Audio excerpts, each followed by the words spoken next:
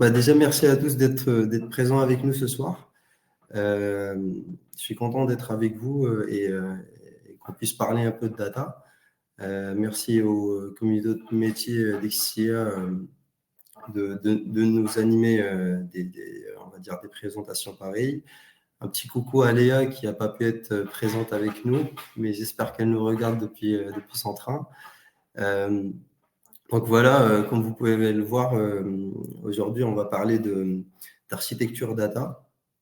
On va essayer de rester un peu dans la théorie et aussi dans la pratique, s'il nous reste du temps. Donc, l'idée, c'est de parler de cette nouvelle ère architecturale, le Data Lakehouse, euh, d'où il vient, comment ça s'inscrit dans les plateformes cloud, mais on va rester quand même sur un focus sur Azure et surtout comment elle répond concrètement aux besoins métiers des entreprises et des différents départements data. Donc, pour me présenter, je m'appelle Oussama Mounib, j'ai 27 ans. Je suis chez Exia depuis septembre 2024. Ça fait quelques mois maintenant et actuellement, je pilote un projet de digitalisation et d'accompagnement sur une stratégie data-driven chez Cogelec, un leader français dans l'interphonie et dans la gestion des points d'accès. Et tout au long de mon parcours, j'ai eu quelques expériences en tant que data analyst chez Danfoss et data engineer chez Aptar Pharma. Donc voilà. Et pour bien structurer un peu notre présentation, nous allons suivre 4 grands axes aujourd'hui. D'abord, pour les passionnés un peu d'histoire, on va parler d'histoire, d'évolution des architectures data au cours des 30 dernières années, je pense. Ensuite, on va parler de défis auxquels les organisations sont confrontées aujourd'hui. Puis on parlera du concept du data lakehouse et qu'est-ce qui change concrètement par rapport aux précédentes architectures. Et on parlera bien sûr sur le focus sur Azure avec les différentes couches sur le cloud Azure. Et on va finir par une démo. Donc,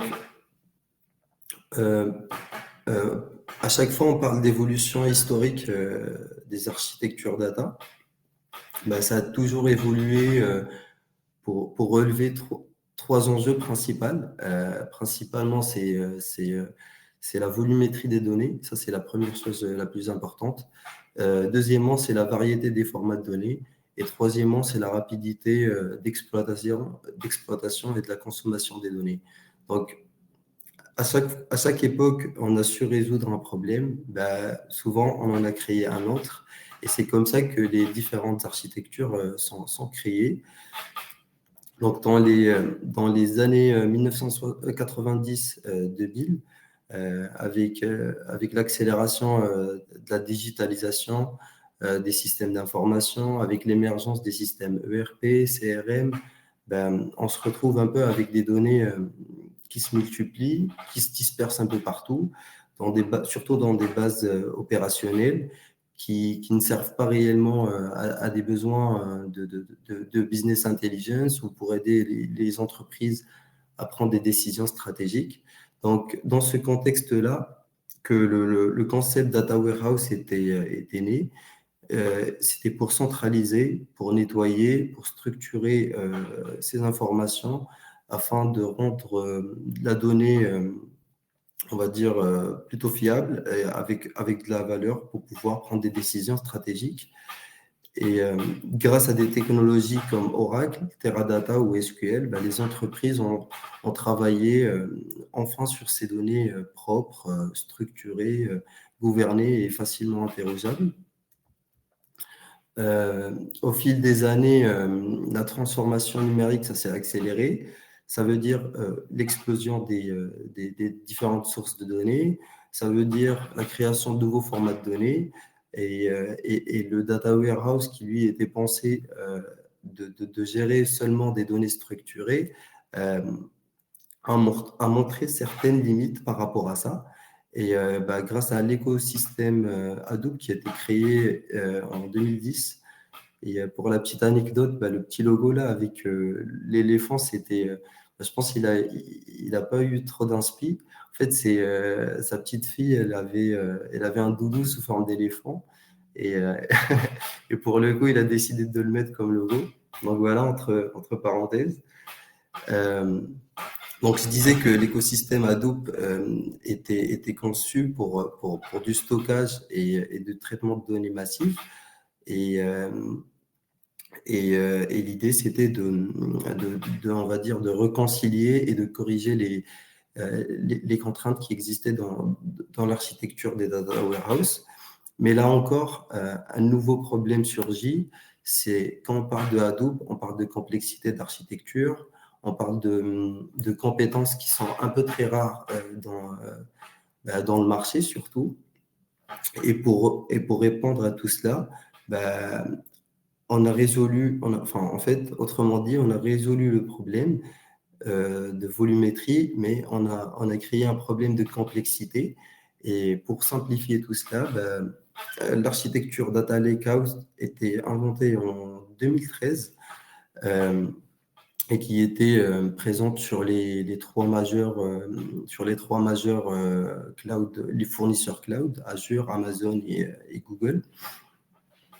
Alors, cette architecture permettait de stocker des données massives.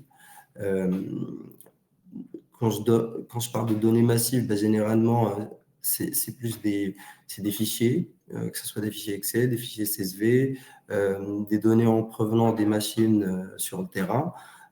Et généralement, c'est des données non structurées. Et la puissance, c'était la flexibilité de pouvoir stocker tout ça à faible coût.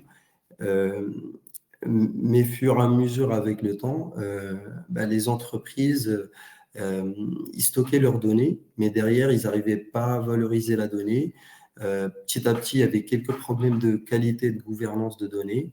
Et encore une fois, on a résolu le problème de complexité des architectures Hadoop et en introduisant de nouveaux problématiques comme la gouvernance et la qualité de données. Et, et c'est vraiment dans cette succession-là d'innovation, de complexité et de limites qu'on a inventé une approche hybride qui réunit la fiabilité du data warehouse et de la flexibilité du data lake dans le stockage pour créer une architecture data lakehouse en 2020 qui a été inventée par Databricks. Aujourd'hui, en 2024, on va dire, la trend, c'est vraiment les plateformes as a service des trois grands majeurs fournisseurs cloud. Je parle de Microsoft Fabric, je parle de Big Lake, je parle de Unistore d'Amazon. C'est vraiment des plateformes qui, eux, réunissent tout ce qu'on cherchait, toute cette puissance de stockage, toute cette puissance de structuration de données. Et derrière, ça paye. Donc, ici, ça va être vraiment un petit comparatif pour résumer tout ce que je venais de te dire, en comparant l'architecture Data Warehouse et l'architecture Data Lake. Alors, en ce qui concerne le Data Warehouse, on est plutôt sur des données propres qui sont structurées et qui sont prêtes à l'analyse directement.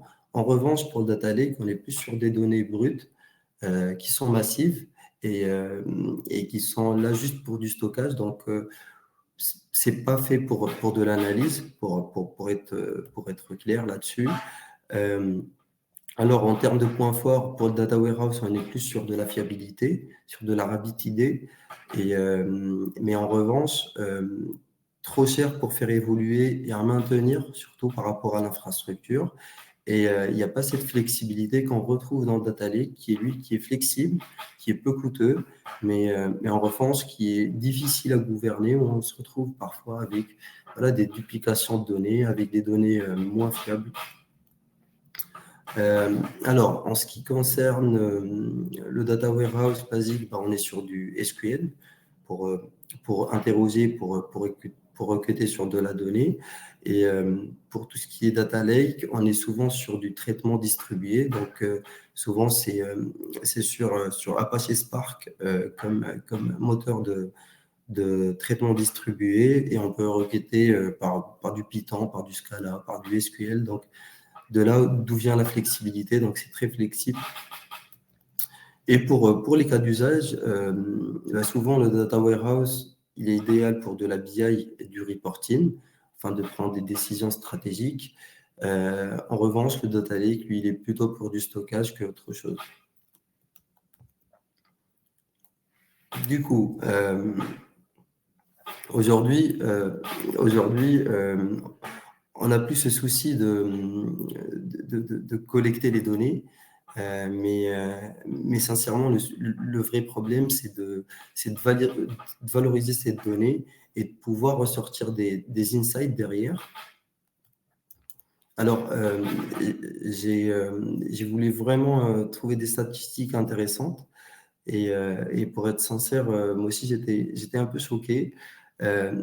Alors, selon Forbes, 90% des données mondiales ont été créées ces 2 dernières années. Ça veut dire que depuis 2021 jusqu'à 2022, on a créé 90% des données mondiales, ce qui est tout à fait, ce qui est vraiment énorme. Et derrière, bien sûr, on a cette explosion de données, ce qui veut dire il y a beaucoup de données, mais on est de moins en moins actif dans la valorisation de ces données-là.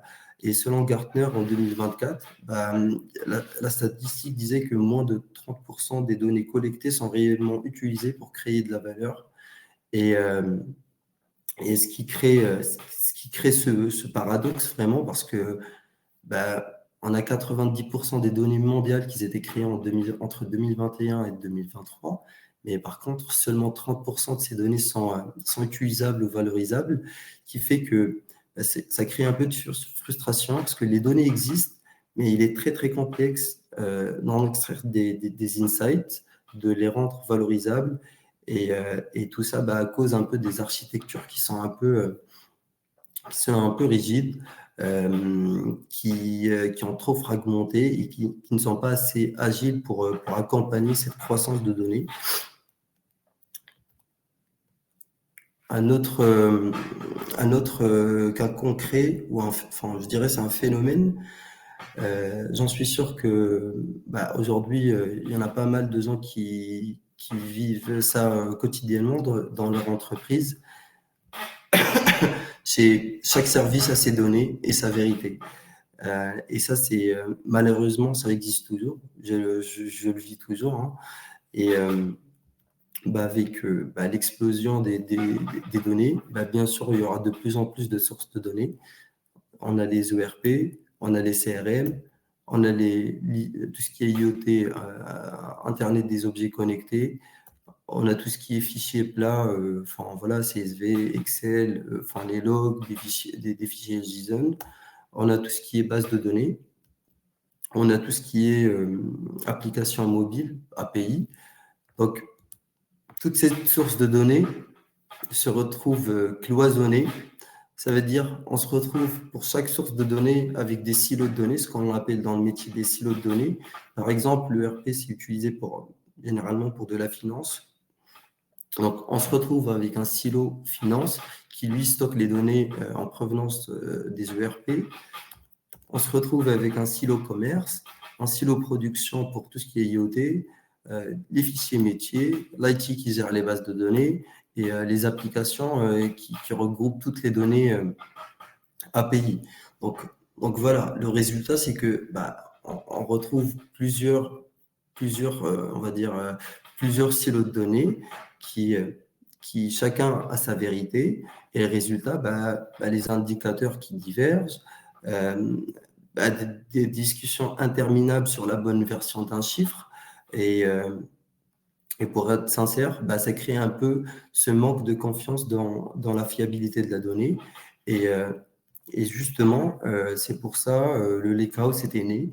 En fait, l'idée, c'était de reconnecter tout ça et de créer un environnement, de stockage, de traitement et de valorisation de données unifiées. Alors, le concept, déjà l'idée est simple, mais je trouve qu'elle est très puissante.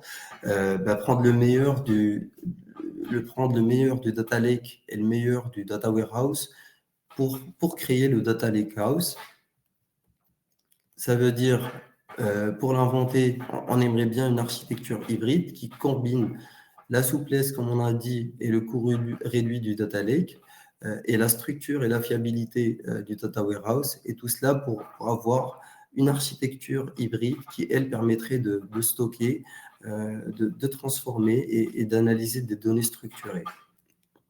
Donc, le concept était développé en 2020 par Databricks, qui est une couche importante dans le cloud Azure.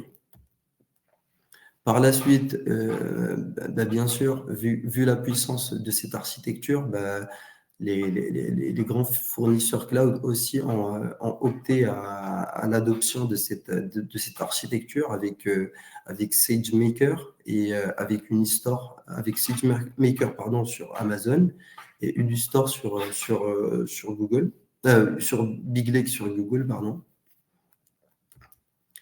Et en 2024, on se retrouve à nos jours, plus de 65% des grandes entreprises mondiales ont entamé ou finalisé la transition vers un modèle Lighthouse. Donc, tout le monde reconnaît, on va dire, la puissance de cette nouvelle architecture qui permet d'intégrer, de stocker, de transformer, de gouverner, d'analyser les données. Et le plus important, maintenant, c'est l'ère de l'intelligence artificielle. Donc, avec l'avènement de l'IA, ça redonne un peu cette couche de données intelligentes, on peut dire.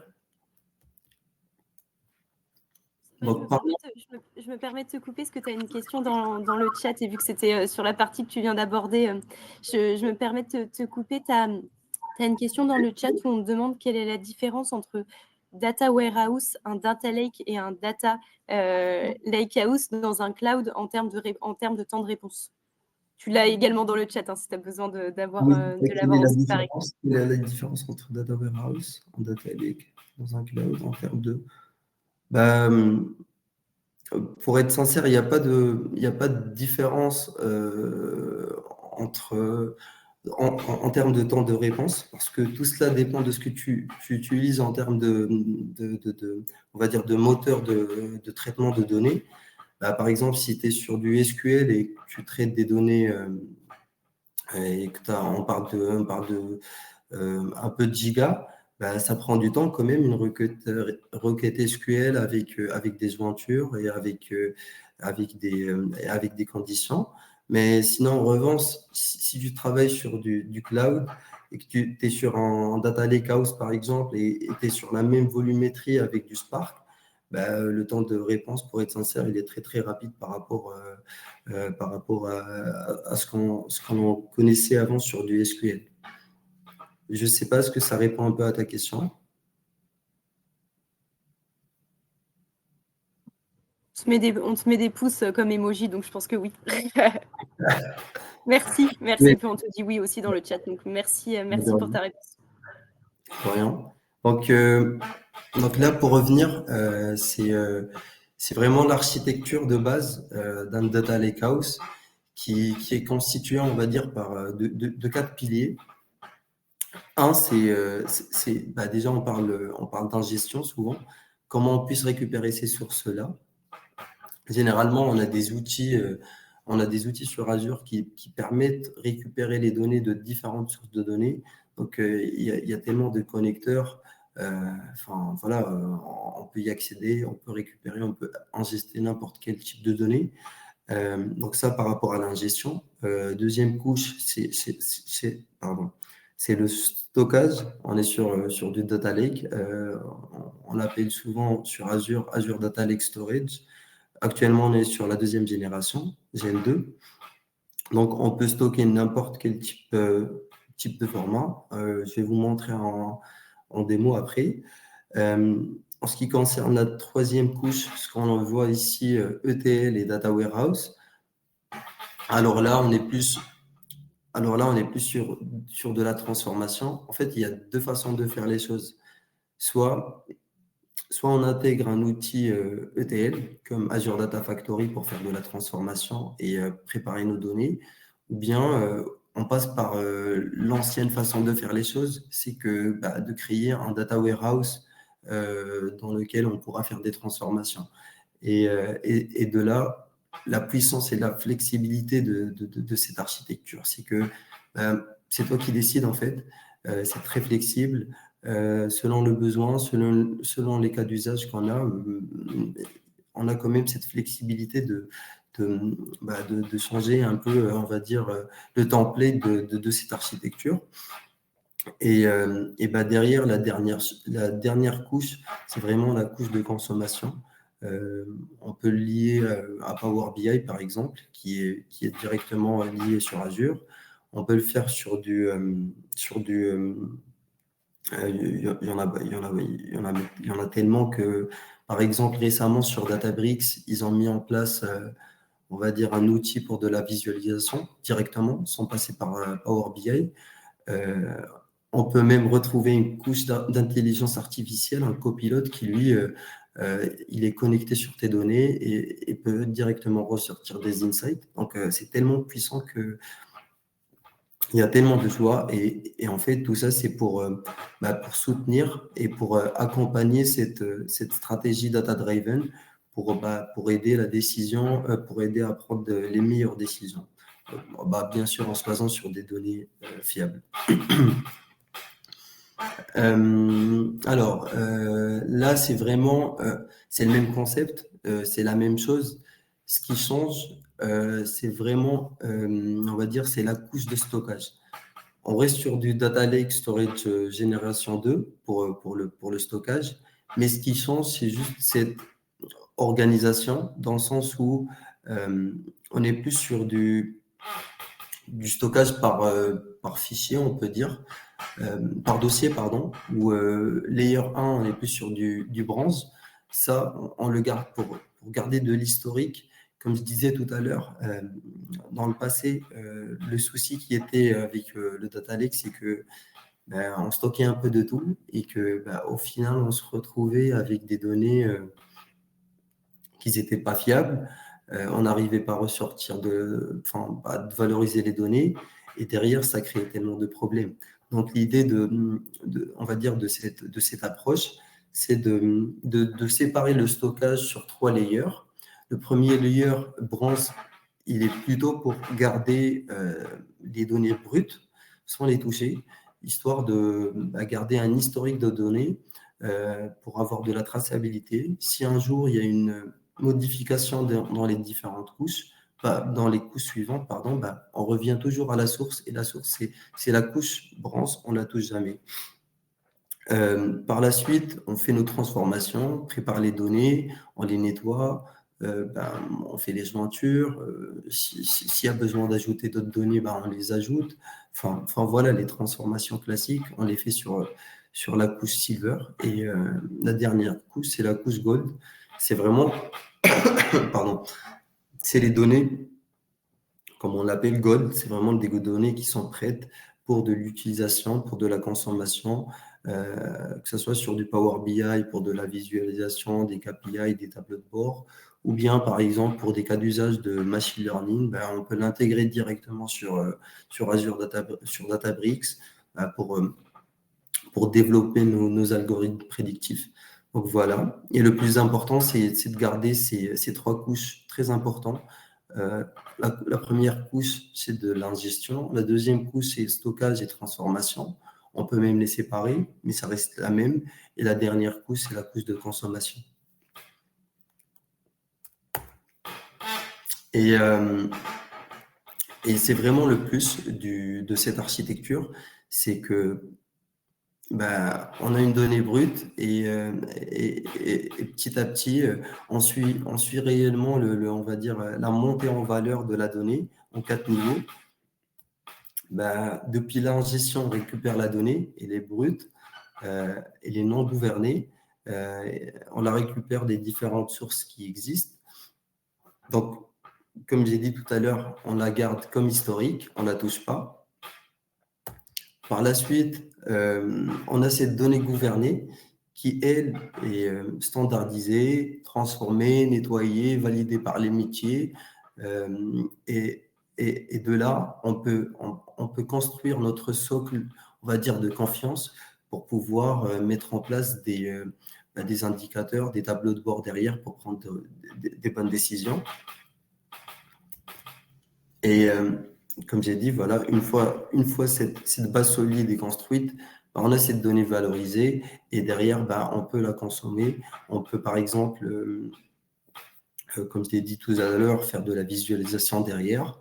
Et finalement, le dernier, on va dire, le dernier socle qui est très, très récent avec l'arrivée de l'IA, c'est le sommet du pyramide. C'est la donnée qui devient très, très augmentée avec l'IA. On l'enrichit, elle permet de prédire, de faire des prédictions, des recommandations, de l'automatisation. Par exemple, sur Databricks, ils ont implémenté des copilotes, un peu comme ChatGPT, où ils sont connectés directement à tes données.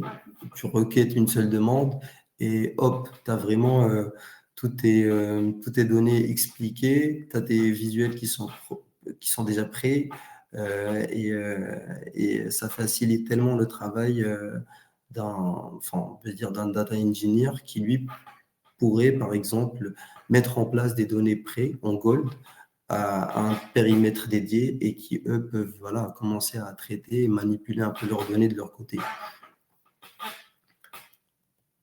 Donc voilà, en ce qui concernait l'architecture, les problématiques qu'on avait, l'évolution.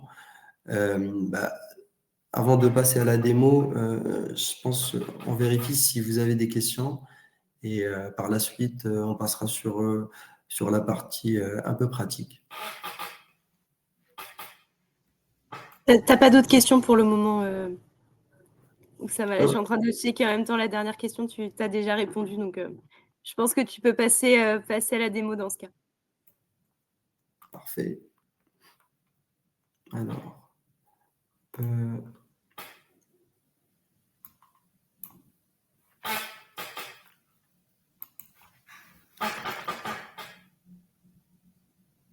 c'est bien?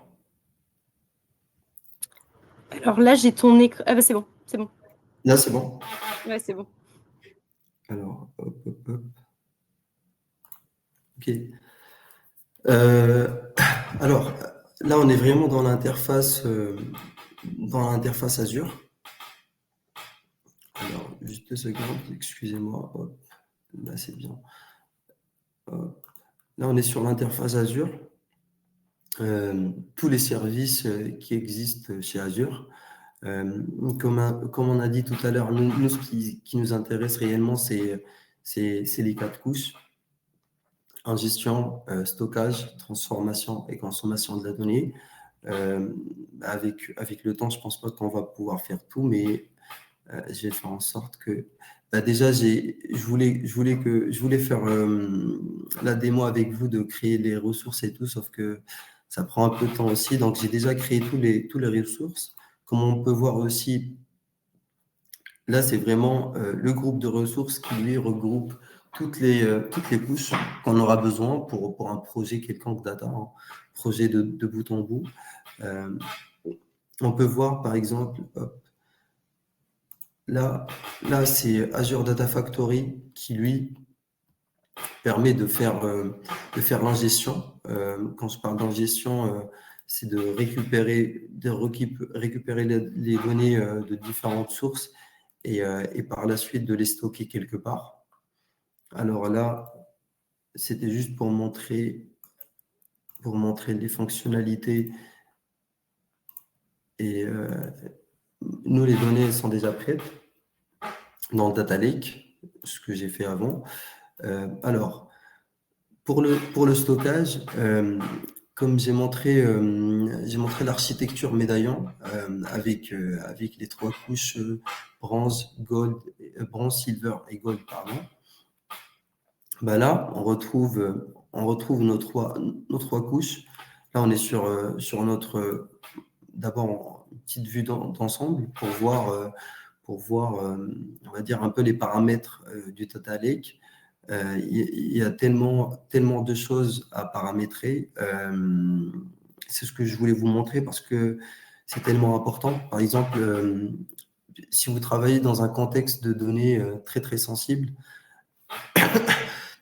il faut bien choisir l'endroit où stocker ces données, par exemple. Moi, je l'ai pas choisi, comme c'était pour une démo, mais je donne un contexte. Là où je travaille actuellement, on est sur des données sensibles. Quand je dis des données sensibles, on est plus sur des numéros de téléphone, des adresses, les codes de points d'accès aux résidences. Ça veut dire que faut bien choisir sa zone de stockage de données. Comme c'est du cloud, bah, ça va être stocké dans des data centers un peu partout dans le monde. Et, et Azure assure que c'est un peu chiffré au repos, sauf que ça suffit pas. Donc, mon conseil, c'est que à chaque fois, vous mettez vos données dans le cloud, assurez-vous, si c'est données sensibles, de les chiffrer. Rajoutez une autre couche de chiffrement de données, surtout les numéros de téléphone et les données personnelles. Donc voilà, entre parenthèses. On revient à notre blob. Hop. Là, j'ai déjà ingesté les données. Hop. Donc, comme on a dit, Azure Data Lake, il a cette flexibilité de stocker tout type de données, des images, des vocaux, des vidéos, des données en provenant on va dire Internet des objets connectés, des données industrielles, des fichiers Parquet, des fichiers JSON, toutes sortes de données. Et derrière, c'est Databricks qui va faire le reste du travail, dans le sens où c'est lui qui va récupérer les données, faire les transformations, assurer une gouvernance de données et la qualité de données, pour les préparer et faire de la visualisation. Donc, nos données sont bien stockées dans le Data Lake. On y va sur Databricks pour voir. Alors, donc là, c'est vraiment l'interface Databricks, où c'est un autre, c'est une autre ressource qu'on a créée. On y va pour voir nos données. On peut y aller au catalogue. Je récupère mon bronze layer et j'ai pris en quelques données, c'est des données fictives sur Internet, d'une plateforme d'e-commerce. Et c'est vraiment les ventes d'une société fictive, voilà. Du coup, hop, on est là. Pour avoir une idée sur les différentes fonctionnalités de Databricks, juste pour donner une idée, pour la description, c'est pas moi qui l'a fait. Pour la détection des types, c'est pas moi qui l'a faite.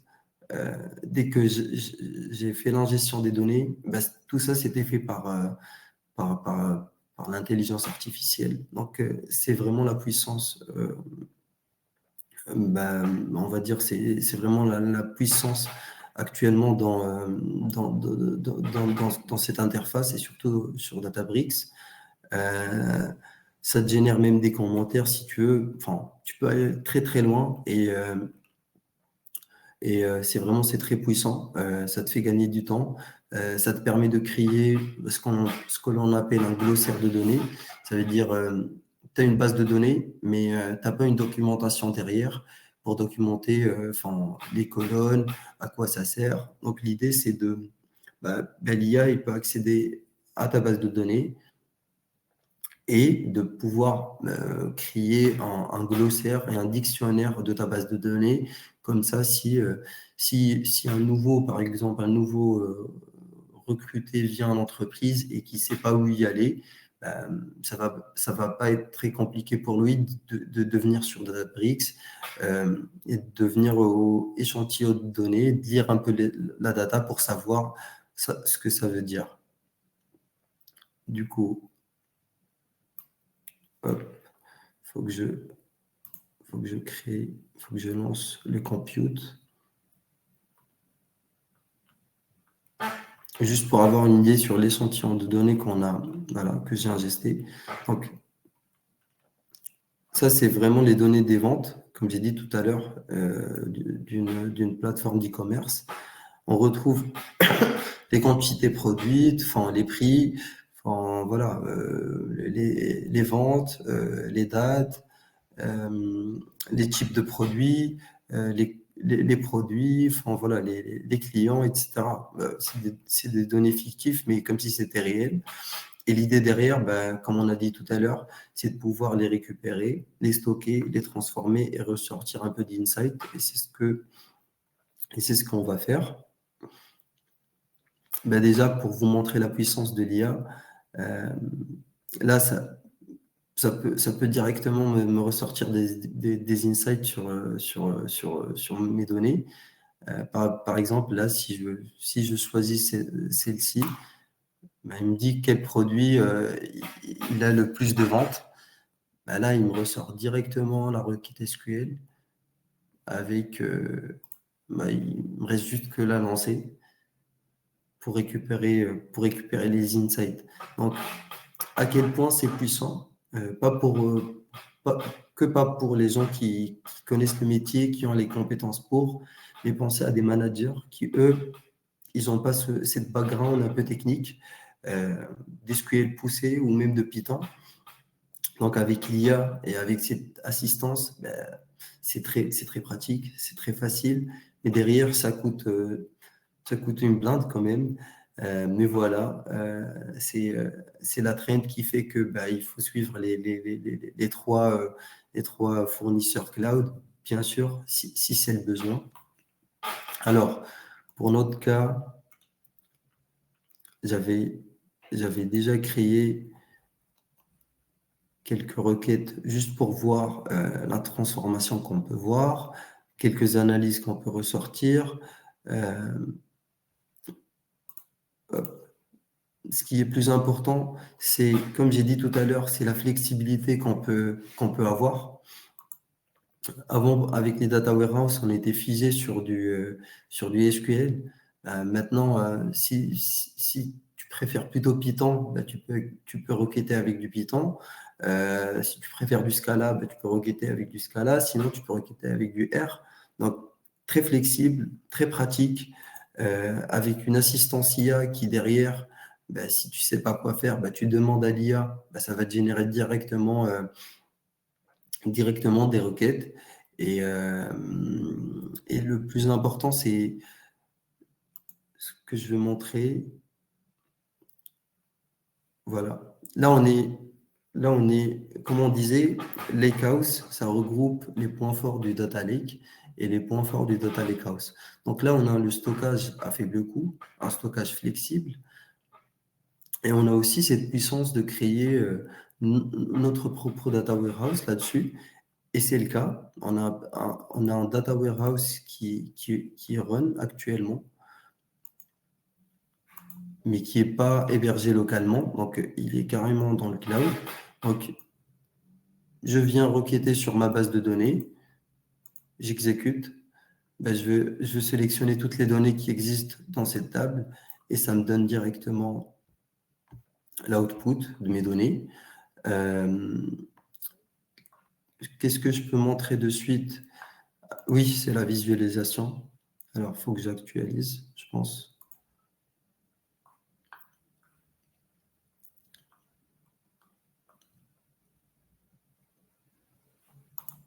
Oui, voilà. Un nouveau feature qui était rajouté il n'y a pas longtemps sur Databricks, c'est de pouvoir visualiser directement sans extraire les données et de les mettre sur Power BI pour de la visualisation. En fait, depuis ton data warehouse que tu le crées ici, là, tu viens requêter sur ta base de données pour quelconque besoin, pour créer des visualisations pour ton manager, pour toi-même, soit pour assurer la qualité des données, soit pour X raisons en fait. Et derrière, bah, par exemple, moi, j'ai fait 3 requêtes. Je voulais savoir la répartition des ventes sur sur les types de produits. Voilà. On peut voir la répartition des ventes sur sur les différents produits qu'on avait. Je voulais voir la répartition des ventes par pays pour savoir, on va dire, notre répartition géographique un peu dans le monde. Et derrière, je voulais savoir aussi savoir l'évolution sur le temps, combien on a fait de chiffre d'affaires sur les 3 dernières années. Et bah, ça me sortait ce graphe-là. Donc, comme je disais, c'est tellement puissant que on peut tout faire dans un seul endroit. Et sans citer la puissance du machine learning, que j'ai pas eu le temps de citer parce qu'on n'avait pas le temps, et je pense que là, on est même short. Donc voilà. Donc, je sais que c'était un peu short. J'ai essayé de tout montrer et j'espère que bah, c'était intéressant pour vous. Et bah, si vous avez des questions, bah, n'hésitez pas surtout.